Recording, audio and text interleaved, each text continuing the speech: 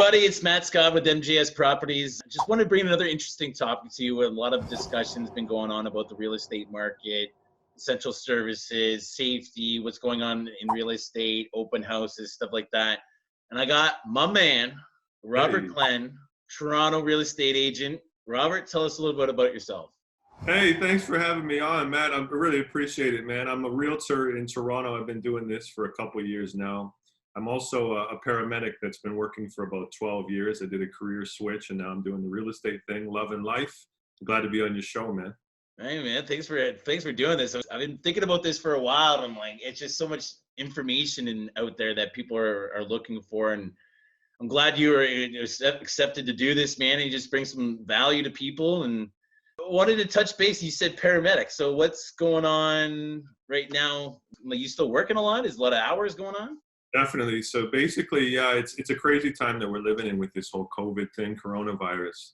We're doing a lot of transporting of patients with coronavirus, and we really have to take precautions these days to protect ourselves and our families, right? So it's so super essential that people still continue to stay home, stay indoors, limit their contact with other people. If you're going out, having a mask, wearing gloves can help, but, being careful to wash your hands frequently. You don't necessarily need those precautions, but washing your hands frequently.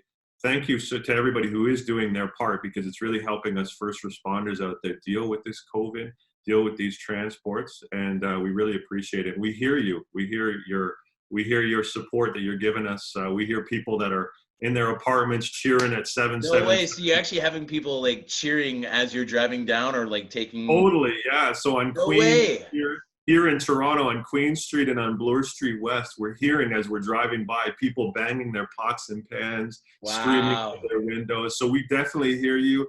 Thank you guys for your support, and we're going to continue to fight the fight. I have kind of been shutting off the TV a lot just because I just of what's going on in this world. So I really didn't know that, to be honest with you, Rob. That's interesting. That's so cool. You must feel proud in that moment to hear, like, because you're front line. You're like, so what are you doing to protect yourself? I'm just glad that we could do our support, man, do our share of the work, because everybody's affected by this. And right now, when we're going into hospitals, for example, we really got to be gowned up. We got to be having our masks on, our face shields up, because this thing is transmitted so rapidly from droplets.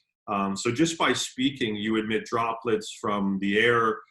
Basically, every time you sneeze, you sneeze in your hand, you shake hands with somebody, you're transmitting this stuff. So we have to always be aware of that when we're going into talking to patients or talking to anybody out there, because you can transmit it. You could have it, not even know you have it, and give it off to other people. Yeah, so that's the real danger behind it. Yeah, what they say, like, I've kind of stopped with, like, there's so much information out there. I kind of just, it was just affecting me mentally. So I kind of just said, no more of this. Yeah. But like a lot of people don't even know, I don't even know the numbers anymore. Like, I kind of just. Yeah.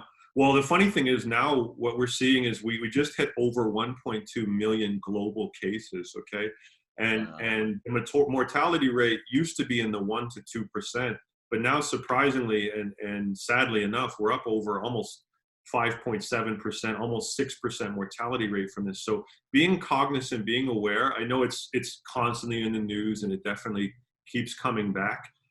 So it is good to shut down once in a while, for sure. But as long as people are saying, you know what, I'm still going to self-isolate, I'm still not going to go out and have beers with buddies, or I'm going to go to the beach, or whatever it is, trying to limit that contact with other people. Yeah, respect it. I mean, it could be like, I'm going to bring up another point here. So what are people doing in the real estate world? Like, I know a lot of people, there's a couple of things where people it just aren't respecting it, I guess, right? I mean, what's the big uproar about? Real estate is still listed as essential service. We might as well just get right into this here, Robert, eh? Definitely. I mean, it's listed as essential service. A lot of so I'm a real estate investor as well. So, I mean, I'm in that. So I really don't really have an opinion, to be honest with you. I mean, there's always two sides of a coin, but three opinions, right? That's right. What about it is, so in your opinions about real estate being still functional? Like, what's your thoughts on that? The whole real estate game and how we do showings and how we do open houses and things like that has changed. And actually, as of 3 days ago, the government has said no more open houses to be done by realtors. So we can't, if we list a house, I cannot go there, have it so people walking through it. We're trying to limit the spread. We're trying to self-isolate. So So that's actually a law now that no one's allowed to see or have an open house. yeah, so RICO and the CREA, which is the governing body for all of Canada, the Canadian Real Estate Association, has said we cannot have open houses as of like 2 or 3 days ago because we're trying to limit the spread. So Which is basically, true. everything that's done right now in terms of showings or in terms of So you can open, still go see the house. So people are still allowed to, like, if you were interested in the house, you can go see it. a lot of realtors aren't doing that anymore. You might find one or two that still do that, but they are extreme precautions. So wearing masks, distancing by 6 feet, things like that, they will do with you. But specifically, most showings and things are done by virtual tour. So I'm taking cell phones and cameras and things with me to do showings and doing it by virtual tour these days. Yeah, I've seen that a lot of people, other people have been talking to as well, and even landlords, they do this 3D tour, and it's actually pretty cool. The guy comes in and it maps out your house, and it actually gives you like, yeah, like it's like you're standing in the room. It's so cool. Like, and it's Yeah, not we that have like a expensive. It's only camera. $200-300. Yeah, we have a camera device that we plant at different intersection points in the house. So at different hallways, and Oh it'll take wow. a 360 picture, and you go to the next hallway to take a 360 picture. So you can see kind of all the ins and outs with the house, which is super cool. Wow, that's cool technology, eh? I know, right? So it's just the way the real estate market has evolved and what we've had to do to adapt. Yeah, I think a lot of, I don't know, because a lot of discussions I had with some people, and I get it, like a lot of people just weren't respecting it, and like think that's, I hope that's where it is, because I mean, if I mean, I'm like everyone else, like I want to keep working, and like I mean, it's like as a entrepreneur, I mean, I don't have like a second job. I mean, a lot of us don't have a second job to go back to be honest with you. Let's face it, and it kind of scares me, like to even to go offline for me, and especially yourself. I mean, it kind of raises the next level awareness, because I mean, it seems like there's no end to this thing. I mean, till June possibly. We don't. Nobody really knows. I mean, we're Well, hoping for Easter or May, when like we don't know. that's the thing. There's so much uncertainty right now. And you touched on the fact that it's a still essential service. And it is in the sense that the economy is largely driven by real estate. You know, there's many factors with, commodities versus, real estate, mortgages, lending. The economy is really run on these types of things. And that's why what we do, investing like yourself or a realtor or other people who are buying and selling, it's what drives the market. So that's why it's so essential that houses are still selling and there is some Yeah. transactions There's still people continuing. still, like people that have sold looking for a house. There's people that need to relocate, period. They were planning on relocating. People need, like I was dealing with a client the other day where she had to get rid of the house because, she lost, her and her husband lost their job, and situations totally changed. So it's, the everyone's being forgiving for now. It's just how forgiving are they going to be down the road? I mean, I don't, like, from my experience, I mean, I live paycheck to paycheck. I mean, I've been that guy where like I did not pay attention to my finances and call the credit card companies to let them know or communicate to them. All they want to know is what's going on. That's what I discovered. And it's just, it needs to function, because there's even, to me, like you said, like real estate is there's so many moving parts. You got lawyers, you got secretaries, you got law clerks, and you got brokers, and you got banks, I mean, the list can go on. I mean, there's so many people involved in the real estate. And when we got 1/3 or 2/3, we really don't know what the numbers look like yet. The So country shut down. To shut down everything, I think it would totally, I don't even know what those numbers would look like to shut down everything in our economy. I guess that's what I look like in defense of why is real estate an essential service. Premier Ford just announced that he's going to cease all evictions during this COVID crisis for the next 3 or 4 months. I absolutely. I mean, So my mind impact. goes instantly to the work. I mean, I get it. During these times, we have to come together and take care of each other, not just ourselves, but like, there's tons of people out of jobs, out of businesses. Businesses aren't coming back. Tough times, really hard times. We will bounce back. We always come back stronger. We will figure it out. We've done this back in 1918, 1920, 1930s. we did it. Better, we're better now, but it's crazy. And it's a good thing. I mean, people are calling for, holds on rent, because some people just, when you get laid off and you can't afford to pay rent, Hmm. it's a very tough time for Canadians right now. So doing that is kind of a great thing for the economy. It keeps Yeah. people in their homes. It keeps people, safe and secure. And during these uncertain times, they need support like that. Yeah, I wonder, like, if it kind of makes your mind wander. Like once they lift that law for 3-4 months of not being able to evict people, how does that look in the long run? Like, it already takes 2 to 3 months to get an eviction court date, and then could be 6 months before you even get the person out of there. Because realistically, in Ontario, every province is different. It's all about the tenants, not protecting the landlords, which, I mean, I think it's got to be 50-50. I get it. I mean, that's a sensitive subject altogether. Yeah, it's a really uncertain time because we don't know how they're going to address the landlords who have to still pay their mortgages, who have to still Yeah, get some form of money because from the tenants. So it rolls downhill. Like, I'm like, you're telling these tenants not to pay, then what about the people with the mortgages, and then the people holding the mortgages, and then it's today, anyways. hasn't announced a strategy of what he's going to do for people who are landlords and people who do own their homes and still are responsible to pay a mortgage. He hasn't said anything yet, to my knowledge, but I'm very curious to see how he addresses that side of it as well. Yeah, no, that's interesting. Wanted to bring up too. So what's going on in the market, Rob? Tell us a little about the Toronto market, London market. And I'm from London. You're from Toronto. Tell us, drop some knowledge bombs on us, buddy. Well, we've definitely seen a bit of a slowdown over the month of March. It's been weird because right now we don't have the full stats, but we do have for March basically what's been going on in terms of buying and selling, and we have seen a bit of a slowdown. Overall, sales have actually gone up in March, 12.3%, as well as new listings have gone up 3% when you take the whole of March into account. But there's a pivotal date for when COVID hit and when the TREB network, which is the Toronto Real Estate Board, has acknowledged when the slowdown has begun, and that's March 15th. So predominantly those sales and those numbers have come from the first 2 weeks of March. Yeah. The second 2 weeks of March are when we saw the real drop. So after the 15th, we saw sales were down 16% in the second 2 weeks compared to 2019, as well as new listings were down 18%. So sales, you said sales are down 16% as of current. As of March 15th, towards the end of March, from 2019's numbers of those same 2 weeks. It's been down 16%. And as well, new listings have been down 18.4% in those 2 weeks from 2019. So we've definitely seen a lot of uncertainty, people not wanting to sell right now, people not wanting to buy. Transactions have definitely been going down in that regard. Yeah, that's interesting. Yeah, because it's just like people's jobs are changing, so it's like lenders. It's, you can still do it. They've always been picky, and from what I'm seeing and from just reaching out to people is that there are people there. Everyone thinks, first of all, I know I've talked to a bunch of realtors. Everyone thinks that they're going to buy a house because we're all sitting at home wondering what to do. Right? We got our minds thinking, trying to keep busy. So everyone's trying to buy a home, but then we realize that we don't have our job. We got COVID-19. Like we see these stats come out.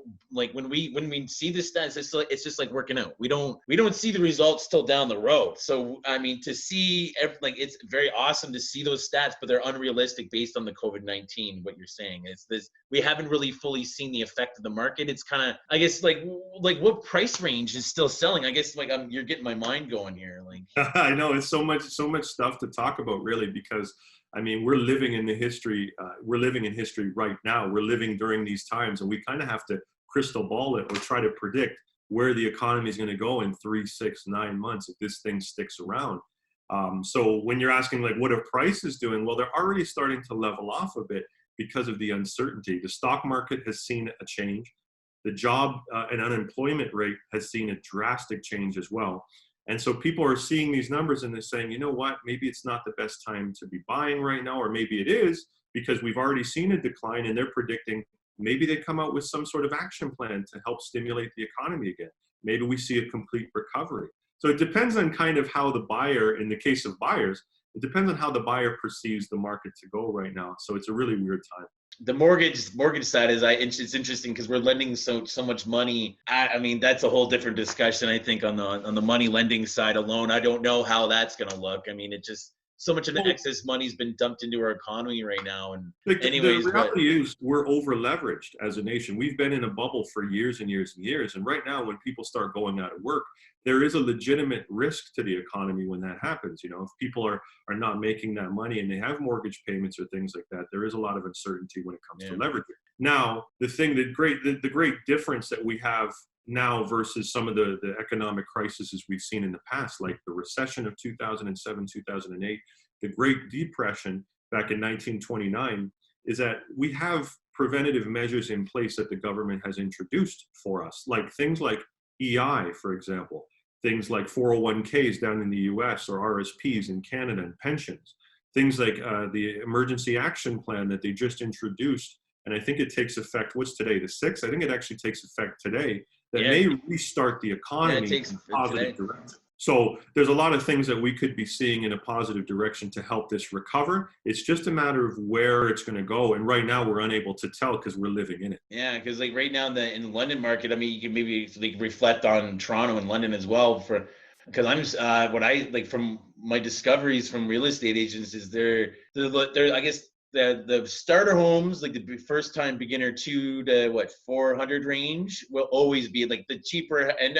houses will always sell. There's 20 bids on one that was listed for 200, and so they can still that'll still be a stronger market. And we were touching base on this in recent talks before this video, really.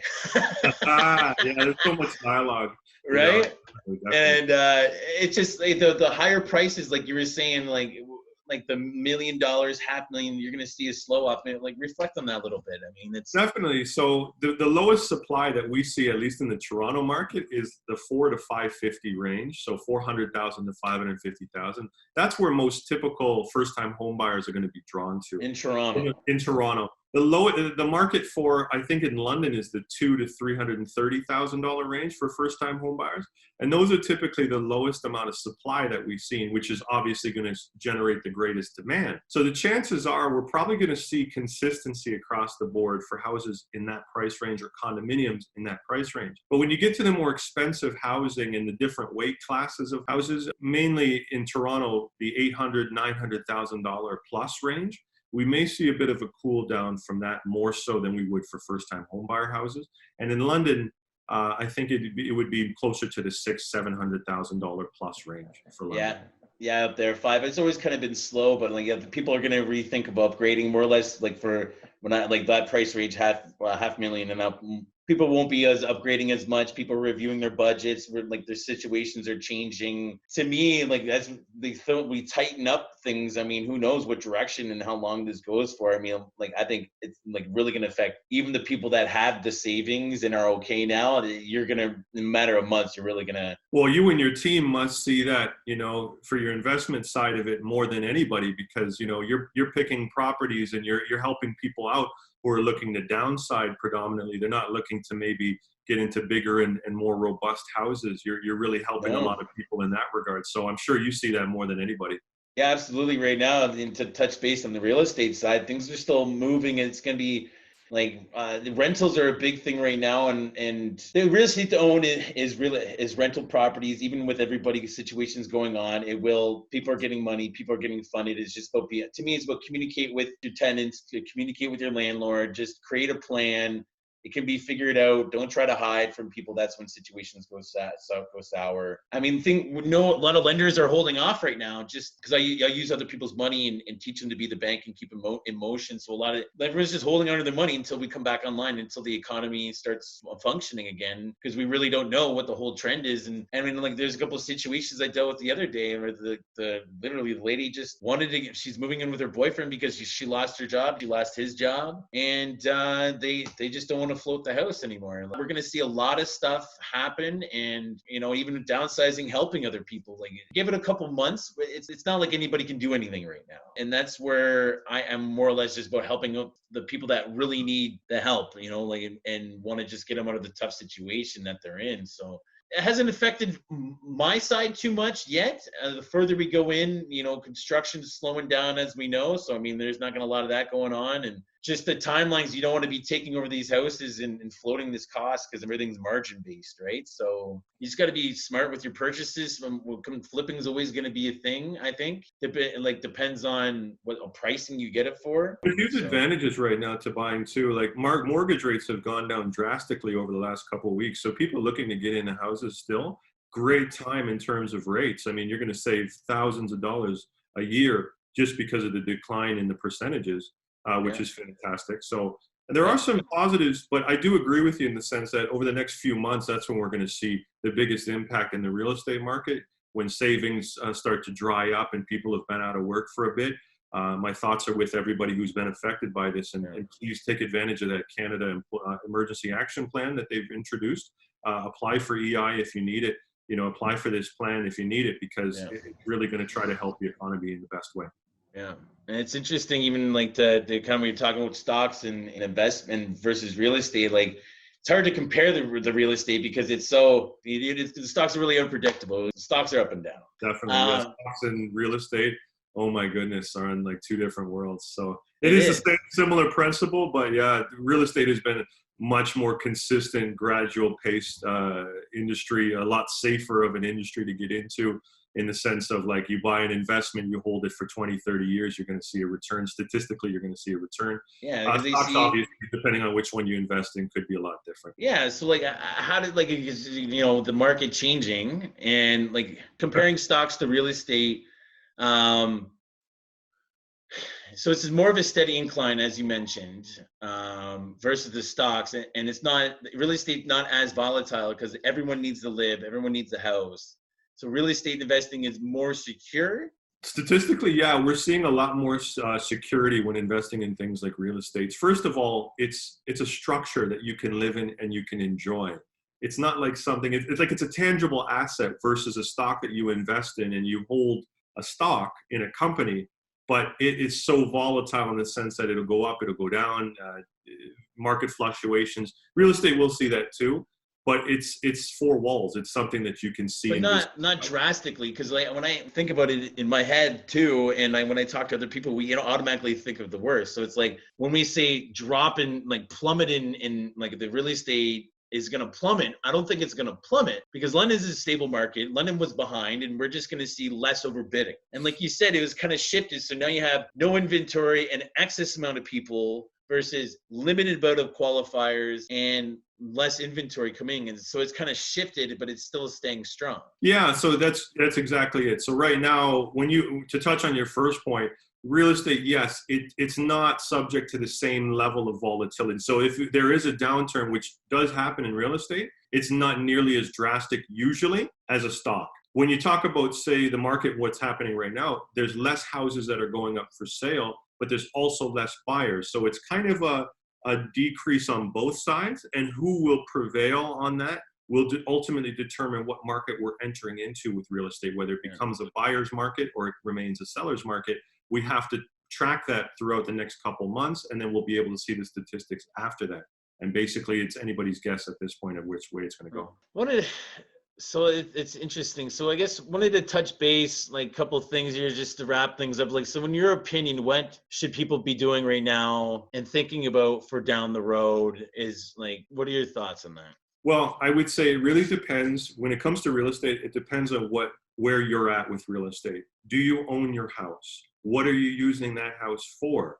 So if you're an owner of a house and you're using it for your own enjoyment and it's your own family home, I would say, if you're still at work and you're still working and making an income, enjoy it.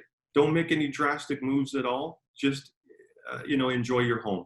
If you're looking at it from an investment point of view, and you may have tenants in there and you might have it making you money or a side income or something, I would say if you're thinking about selling, be very aggressive with it right now because of that uncertainty. Whenever there's uncertainty in the market, we could see a change in which way the market goes. So I would highly recommend, if you're using it for an investment purpose, definitely get it up on the market sooner than later, and at least talk to a realtor to see what it's worth, what it could go for, and how much it could, and how quickly it could sell for. If you're a buyer, that really depends on where you see it going as well. So if you're a buyer looking to get in the market right now, there are interest rates are very cheap for mortgages. The housing prices have dipped a little bit. The inventory has dipped a little bit too. You're going to see less competition when going to bid for a home. You're going to see better rates when it comes to financing your home. A lot of benefits for being a buyer right now, but at the same time, again, there is that uncertainty you have to think about too. So both sides of it, there's advantages and there's also disadvantages to getting in the market and also staying with the market. That's right. It's interesting, eh? Like it's definitely that's what I'm doing right now. It's just like anything I need to refinance or get appraised. Like the markets for me is a good market right now until we see that kind of decline. I want to take advantage of everything right now. So I think buyers should, like, for me, I don't know what do you think, but buyers be holding off? Like in my opinion, like it just allows it time to process the market process to kind of level everything to level off. I would definitely recommend for buyers, I'd love to show a graph just indicating basically where house prices typically will go. And like you said earlier, the general trend is up and to the right.